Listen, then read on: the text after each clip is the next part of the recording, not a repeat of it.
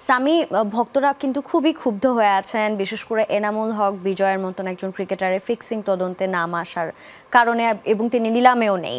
So এই ক্ষেত্রে তারা অনেক ক্ষুব্ধ হয়েছেন। এই বিষয়টাকে তুমি কিভাবে দেখছো, যে ফিক্সিং কাণ্ডে যারা জড়িত তাদের আসলে কি ধরনের শাস্তি হওয়া উচিত বলে তুমি মনে করছো? প্রথমত একটা বিষয়, যে প্রমাণ না হওয়া পর্যন্ত তো আমি কাউকে ফিক্সার বলতে পারি না, দ্যাটস ট্রু। এবং ডেফিনেটলি যাদের নাম এসেছে এই ব্যাপারগুলো বাংলাদেশ ক্রিকেট বোর্ডের ক্ল্যারিফাই করা উচিত, যে তারা এই কাজ করেছেন, যে কারণে তারা রেড ফ্ল্যাগে আছেন।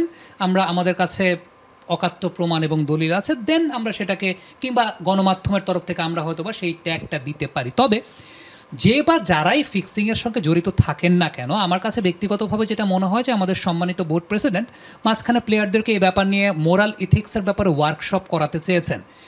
একটু ব্যাপারটা ফানি লাগে, কারণ বাংলাদেশে তুমি চিন্তা করো, রাস্তার ট্রাফিক ব্যবস্থাপনা যারা মানেন না, আমরা কি তাদেরকে ওয়ার্কশপ করিয়ে সেটা মানাতে পারবো? ক্যান্টনমেন্ট এরিয়াতে কিন্তু ওয়ার্কশপ করানোর প্রয়োজন পড়ে না, মানুষ এমনিতেই তারা রুলস ফলো করে। কারণটা হচ্ছে সেখানে স্ট্রিক্ট আইনের প্রয়োগটা আছে, এবং মানুষ ভয় পায় যে আলটিমেটলি আমি যদি নিয়মটা না মানি তাহলে আমার অনেক সমস্যা হতে পারে, আমার জরিমানা হতে পারে, আমার মামলা হতে পারে। আমার কাছে মনে হয় ফিক্সিংয়ের ব্যাপারটাও এরকম, ফৌজদারি আইনের আওতায় না আসা পর্যন্ত বাংলাদেশে ফিক্সিংয়ের এই জায়গাটা ঠিক হবে বলে আমার কাছে মনে হয় না। আজকে তো 8-9 জনের নাম এসেছে বা এরকম কথা হচ্ছে। আমরা যখন বিপিএলে কমেন্ট্রি করি, আমাদের কাছে কমেন্ট্রি করার সময়ও এরকম অনেক সাসপেক্টেড ইস্যু লাগে, অনেক কিছু মনে হয়, এবং অনেক দিন ধরেই তো কমেন্ট্রি করছি। গত বিপিএলে এরকমও হয়েছে, কমেন্ট্রি করার সময় বলে দিতে পারি যে এই বোলার আসছে, এই বোলার এখন 3 নাম্বার বলে এরকমটা করতে পারে, ফিল্ড প্লেসমেন্ট দেখে মানে বলে দিতে পারি যে এই বলে এইটা করতে পারে।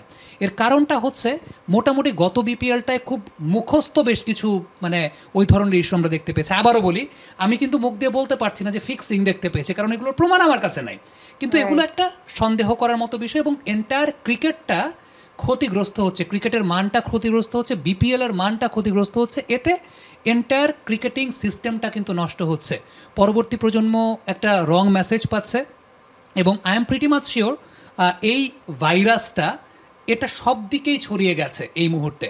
সো এটা যদি দিন শেষে ফৌজদারি আইনে এখানে হস্তক্ষেপ করার যদি কোনো বিষয় থাকে, যদি পসিবল হয়, সেটা অবশ্যই উচিত। I am pretty much sure স্বাধীন তদন্ত কমিটি যারা তদন্ত করেছেন তারা এই অ্যাডভাইসটা বাংলাদেশ ক্রিকেট বোর্ডকে দিয়েছেন কিনা, যে এরকম কোনো আইন যদি পাশ করা যায় যে ফিক্সিংয়ের সঙ্গে জড়িত কেউ যদি প্রমাণিত হন, সেক্ষেত্রে ফৌজদারি আইনের কার্যবিধিটাকে এই জায়গাটা নিয়ে আসা। আদারওয়াইজ আমার কাছে মনে হয় না যে এই জিনিস থামানো বাংলাদেশে সম্ভব। এটা এমনভাবে, আমি আবারও বলছি যে আমরা তো দেখেই অনেক কিছু বুঝতে পারি, কিন্তু যেহেতু প্রমাণ নাই আমি বলতে পারি না যেটা ফিক্সিং। সো আমার কাছে মনে হয় যে এই জায়গাটা ফৌজদারি আইনের জায়গাটা খুব জরুরি, কারণ দিন শেষে ক্রিকেট খেলার সবচেয়ে বড় স্টেক হোল্ডার দর্শকরা। যে দর্শকটা ধরো যখন সংযুক্ত আরব আমিরাতে খেলা হচ্ছে, প্রবাসী যে ভাইটা দৈনিক 10-15-20 হাজার টাকা লস করে খেলা দেখতে যাচ্ছেন, তার কোন স্বার্থে যাচ্ছেন? ভালো ক্রিকেট দেখার স্বার্থে যাচ্ছেন, কোয়ালিটি ক্রিকেট দেখার স্বার্থে যাচ্ছেন। তার সঙ্গে বেইমানি করা হয় যখন এই জিনিসগুলোকে পেট্রোনাইজ করা হয় বা এই জিনিসগুলোর ব্যাপারে ব্যবস্থা নেওয়া হয় না।